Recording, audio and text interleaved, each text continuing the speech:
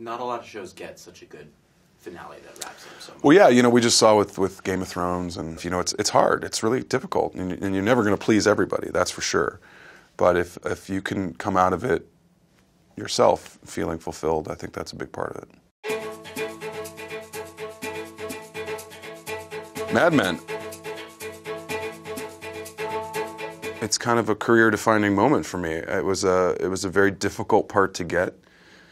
It was a very much an outlier in the television landscape at the time it was made. It was kind of the last show before all of the shows, all of the important shows. So it was, we kind of came right after The Sopranos, and then after us it was Breaking Bad and Game of Thrones and this and that, and all of these things kind of tumbled in right after us.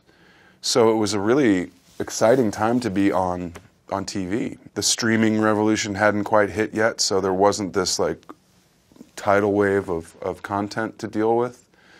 And it was right at the beginning of kind of this idea of recap culture and blog culture and online conversation about what's going on and what are these shows going to be. So we were kind of right at the crest of that wave, and it was really exciting. And then the fact to be able to create a character, or to create a character with Matthew Weiner, who wrote it, and to inhabit it for 10 years, better part of 10 years, over 8 seasons, 93 episodes was really exciting. And to be able to get to showcase 10 years of this man's life and this man's journey and this complicated, difficult, conflicted protagonist, to be able to be a part of that, and to be able to be the lead and to be able to be the person around whom the kind of universe rotates, that was exciting. Advertising is a very small world, and when you do something like malign the reputation of a girl from the steno pool on her first day, you make it even smaller. Keep it up, and even if you do get my job, you'll never run this place. You'll die in that corner office, a mid-level executive with a little bit of hair who women go home with out of pity. Want to know why? Because no one will like you.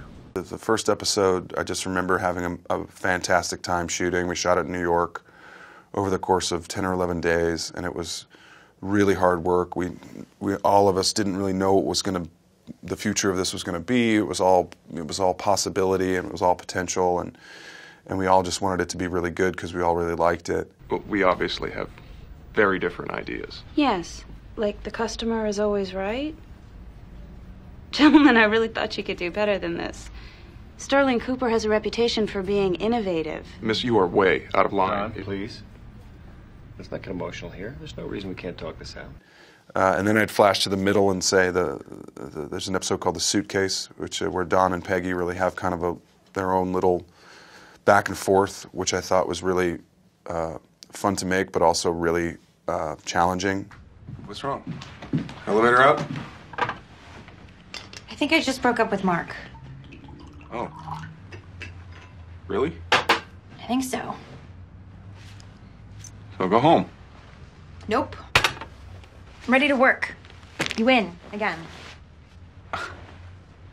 You could have just told me it was your birthday. Right, and there'd be no repercussions. So now this is my fault? Well, it's not my fault you don't have a family or friends or anywhere else to go. Go. Go run to him, like in the movies. You don't have to be here. I do have to be here because of some stupid idea from Danny, who you had to hire because you stole his other stupid idea because you were drunk. There's a lot's going on in Don's life, a lot's going on in Peggy's life, and they kind of both come together in this really kind of special way that really defines their relationship before and then moving forward. And then the last episode was really special to me because there was a lot going on, and it was the culmination of this like I said, 92, 3, whatever episodes, and this whole journey. And Don gets to kind of have closure with the 3 women in his life, and Sally and Peggy and Betty, and it's a real finale. It was very exciting to be a part of, and it was very sad and emotional and fun and everything. Don, honey, I appreciate your intentions, I really do. But I'm not going to waste the rest of my time arguing about this. I want to keep things as normal as possible. And you not being here is part of that.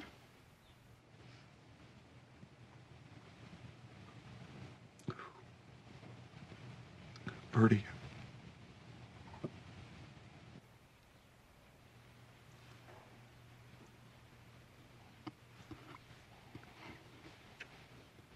I know.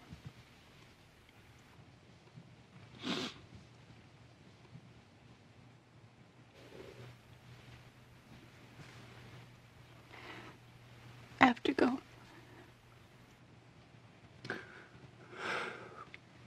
It's almost like a mourning period because, you know, you're moving through time and space as well, and you're getting older, and life is happening to you, and relationships happen, and different things happen, and all of these things are happening in real time as well, while the character is evolving and growing and everything. So there's a real combination of forces that are kind of pushing and pulling against one another, and it's exciting. I mean, it really is. It's challenging. It's difficult. I think anybody that's gone through a long run of a show that's had any kind of success or notoriety or anything is aware that it's a lot of work, and but it can be super rewarding. Black Mirror, White Christmas. Bill Hader, who's I guess my spirit animal in this whole journey, had told me about Black Mirror. Oh, you got to watch this show. It's so good. You're gonna love it. There's 8 episodes of them. And I went home and I immediately started watching it, and I remember watching the very first one and thinking like, whoa, okay, this is something wildly different. And the anthologic nature of it makes it, you're really kind of interested in what's the next one going to be. It's a new story every episode. And so I watched all 6 of the first first 2 series, and then I immediately called my agent and was like, who is this guy that wrote this show? It's so good. Can I get a meeting with him? Can I meet him? And I happened to be over in the UK working on something, and he was there, Charlie Brooker, and we sat down for drinks, and drinks turned into dinner, and dinner turned into a whole night. We just got along like a house on fire. He, myself, and his producer Annabelle, and I was scheduled to leave the next day, so I flew back to the U.S. and I got home to an email that was like, I'm working on this Christmas special for the show. Would you want to be in it? And I immediately wrote back, absolutely. So I just it was in the right place at the right time, the right person. I got to work on a really interesting episode, White Christmas it was called, and I got to work with Rafe Spall, who's fantastic, and I was really pleased to have this kind of weird, almost like, it was kind of 2 experiences, because the way the show is written, there's very different parts of it. They're very disparate, but the majority of it, where we're kind of stuck in this cabin with just me and Rafe, became kind of like a weird little 2-hander, 1-act play. I figured it'd be good for us to have a meal, a drink, talk. Good for you or me? Come on, what has it been, 5 years? How many sentences have you said to me? 3? I mean, I'm exaggerating a little, but come on, there is a little bit of a conversational drought happening here. My ears need water. I'm not big on conversation. Practice makes perfect. Maybe I'll bore you. Buddy, look, at this point, being bored by anything other than snow would be a relief. So come on, chit-chat. Conversate, something. And it was really fun, and the director, Carl Tibbetts, and I got along really well, and it became a really fun experience, even though it's very, very dark. Charlie's very good at taking a big idea and making it relatable and sort of localizing it instead of globalizing it. And he's also good at doing the opposite. And I think the show is again, because of it being an anthology, you just never know what the next chapter is going to be. And I think they've successfully done that through the last couple seasons as well. Once they moved over to Netflix and they started doing these wildly disparate stories, and that's the excitement of something like that, is you just never know what the next one's going to be. Young Doctor's Notebook. Young Doctor's Notebook, I was given this collection of short stories by Mikhail Bulgakov, who wrote, most famously, Master and Margarita, but these were stories kind of from his own life, where he talks about being a medical student and then a practicing doctor in sort of post-revolutionary Russia, and it was a really fascinating read. I hadn't read most of his material before, but I was fascinated by, I'm always fascinated by sort of post-revolutionary Russia. It's such an interesting place because the country's so huge that news takes a long time to get to the outer reaches.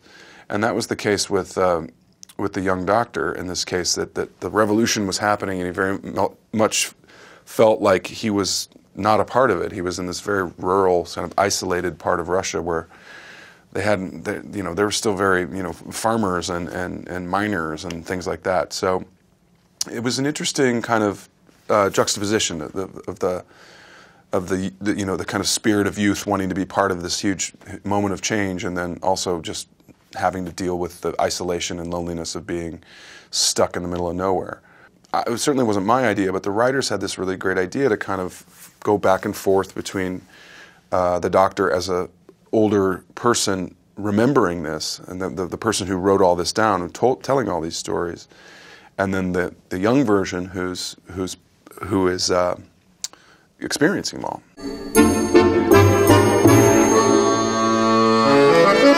Pass me the loofah.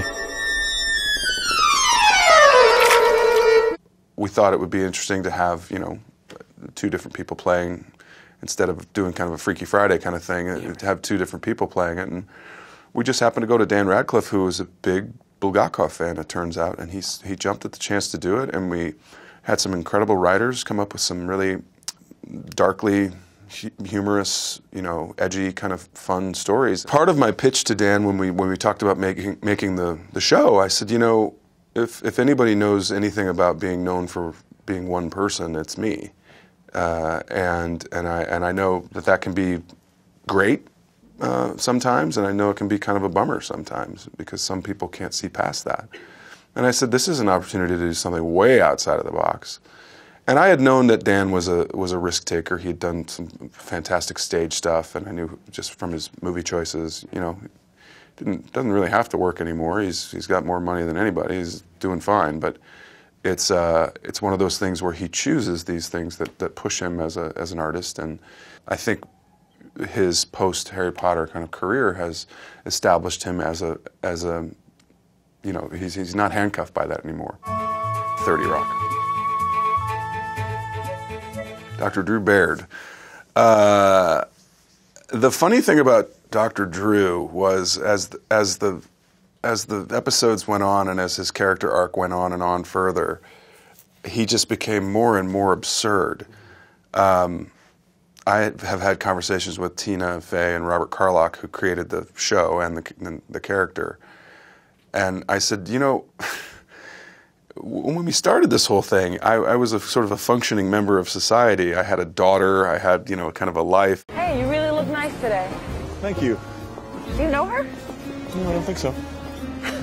Oh, wait, no, that's my car. Meter's expired. I forgot to get quarters. You know what? I got quarters. Thanks, officer. You're welcome. Boy, people sure are nice to you. Yeah, I guess.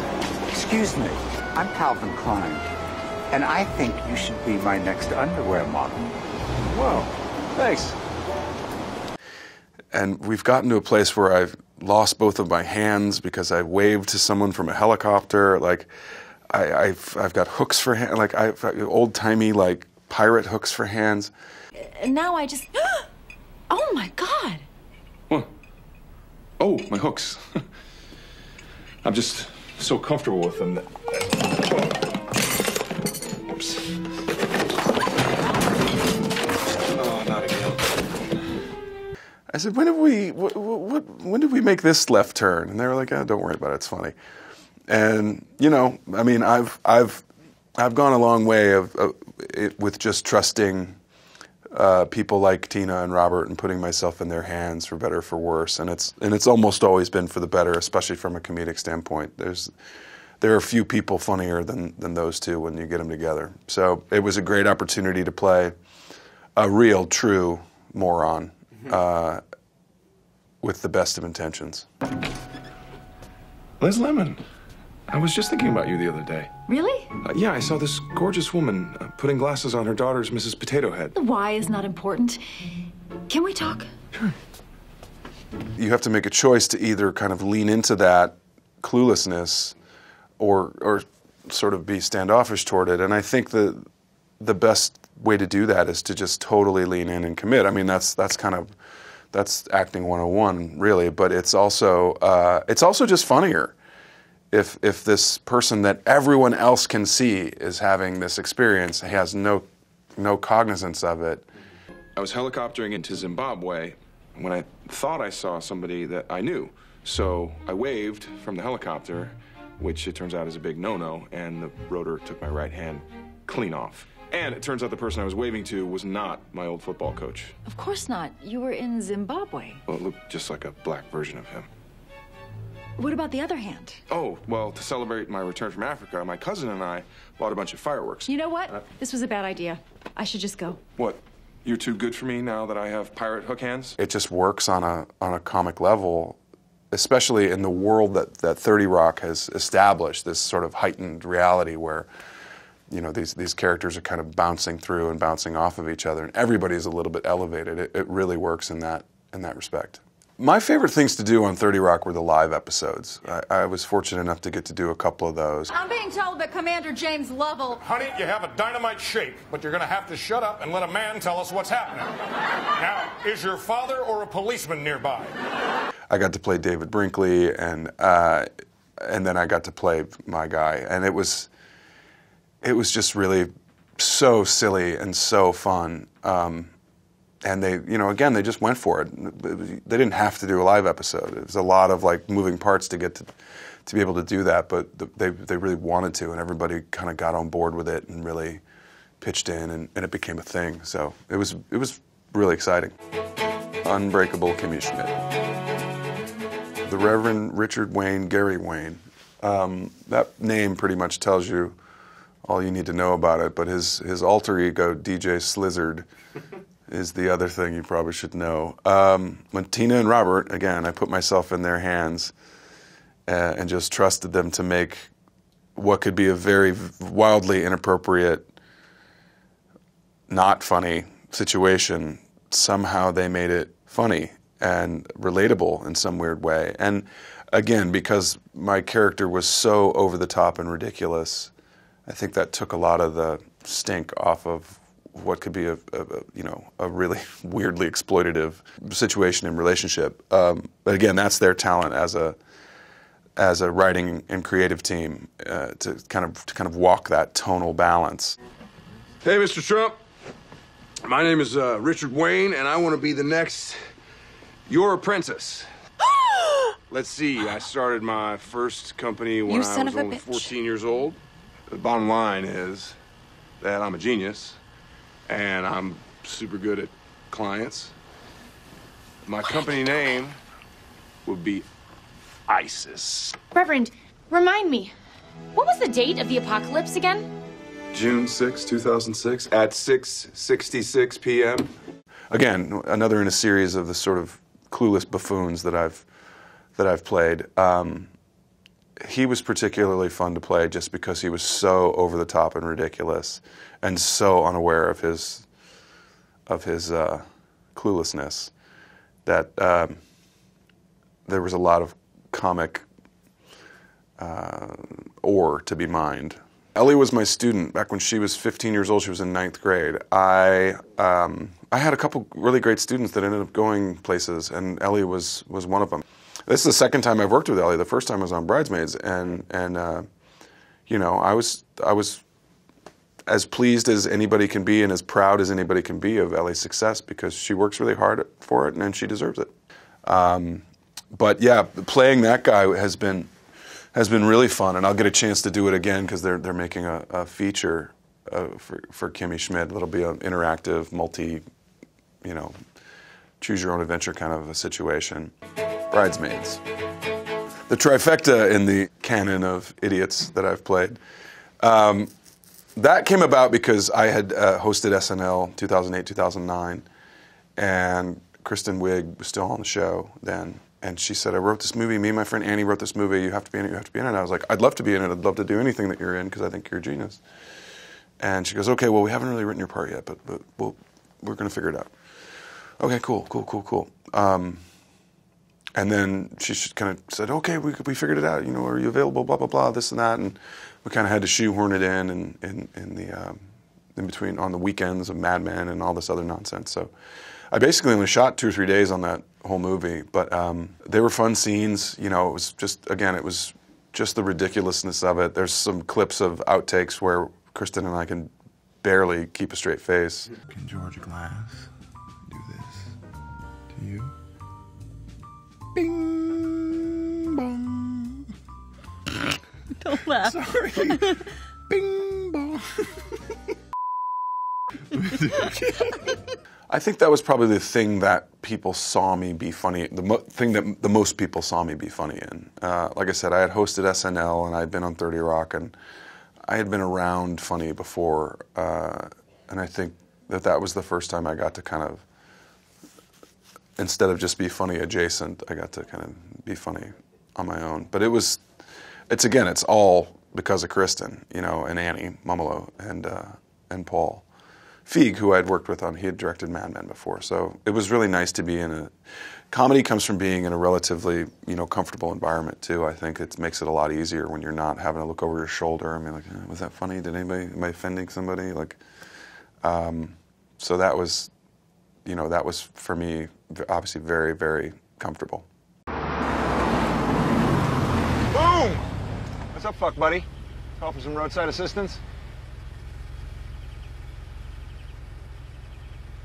Thanks, officer. I can handle it from here on out. And the way Paul shot it was very loose, so it was very improv-y and very fun, and you can't ask for a better scene partner than Kristen, because she's just so funny and present and committed to the scene, and yet loose and able to pivot. And again, I got incredibly lucky to work with really funny people, Kristen and Maya and O'Dowd and everybody involved. It was just really cool. Beirut. Beirut is a film I'm very proud of, and it's a film that was not easy to get made and not easy to make. It was the first film I had ever done outside of kind of the English-speaking world.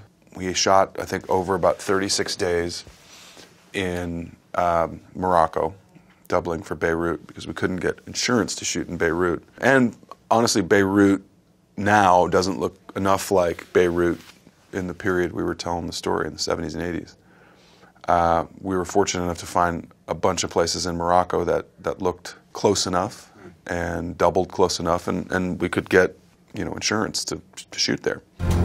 Maybe one of you can tell me what I'm doing here. 3 nights ago, an American was pulled off the street in West Beirut. Next morning, we got a communique from a group calling itself the Militia of Islamic Liberation. They have the guy they want to talk. They want you to broker the deal. They asked for you specifically. My character's name is Mason Skiles, and the movie is written by Tony Gilroy, and it's a script he wrote a long time ago, and it just kind of sat on a shelf for a long time, for no good reason other than the fact that the kind of politics of it weren't really sexy enough to get made, and then we made it, and it's an old school political thriller with a ticking clock and a whole thing, and to rescue the guy, and in a faraway land, in a foreign land that's vaguely exotic. The kind of movies I grew up on, and 3 Days of the Condor and the Parallax View and all of these cool Sidney Lumet or Sidney Pollack, like these great filmmakers that we just don't really make movies like that anymore. But we made this, and I got to work with a phenomenally talented Roz Pike amongst other people, and And it was just fun to tell a story that kind of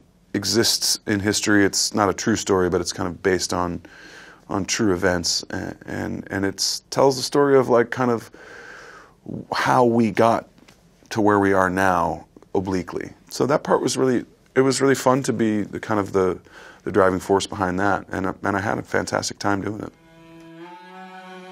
The Congress is a very ambitious film made by this guy Ari Folman, who had done this beautiful film called Waltz with Bashir. So his second film was this movie called The Congress, which was based on a kind of a seminal sci-fi book that was written in the 50s about basically the future of entertainment and what's going to happen. And the novel posits that in the future the entertainment won't be movies and TV, it will be sort of pharmacological. You'll take a pill and you'll experience these things. And it's a very interesting idea. So it has kind of a combination of animation and live action.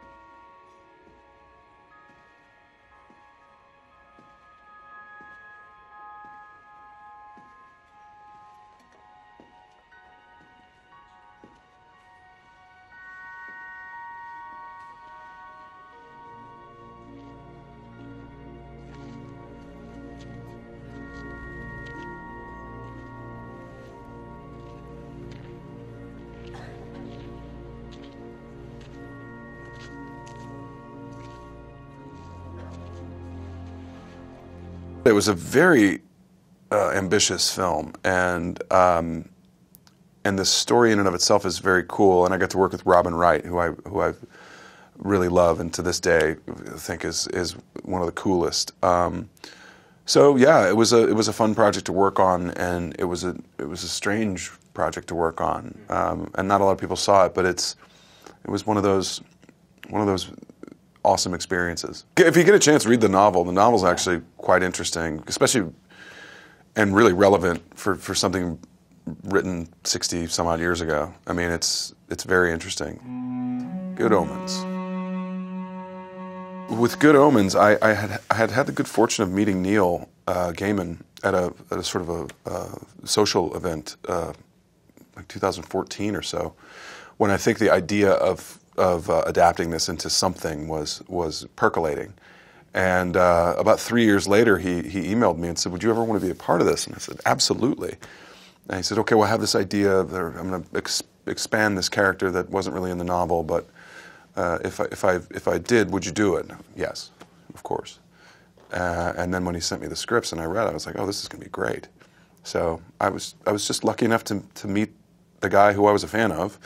And it kind of came out of that. The Archangel Gabriel, obviously, people are, if you're familiar with the Bible, you're familiar with the character, but it didn't really exist in the novel. It was only sort of tangentially referred to as Aziraphale's boss, kind of back up in the Home Office. The Home Office, of course, being heaven. So there wasn't much source material to come from, but fortunately, we had Neil doing the adaptation of his own book that he co-wrote with Terry Pratchett. So the process of coming up with the character was very symbiotic, because I had the creator of the novel, co-creator of the novel there. And so we had some conversations about who he should be, and you know, I was asking, you know, is he British, is he this? And he said, no, I very much want him to be American, because he has to be this very confident, although the confidence is woefully misplaced, and so there's a lot of comedy that comes out of that. So I had a pretty good idea of who that guy was, and basically he's the guy he's the boss that everyone's had at some point in their life, who is so sure of what they're doing and so wrong. The Earth isn't going to just end itself. The 4 horsemen of the apocalypse are being summoned: war, pollution, famine, death. Who exactly summons them? Not my department.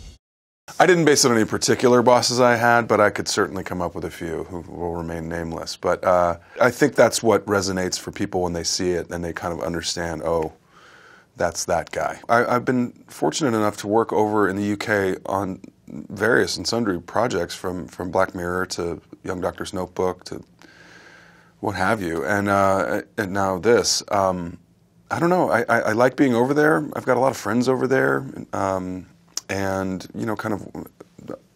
I met Matt Berry through Bill Hader, and he put me in Toast to London, and I just think I've just been lucky enough to be in the right place at the right time.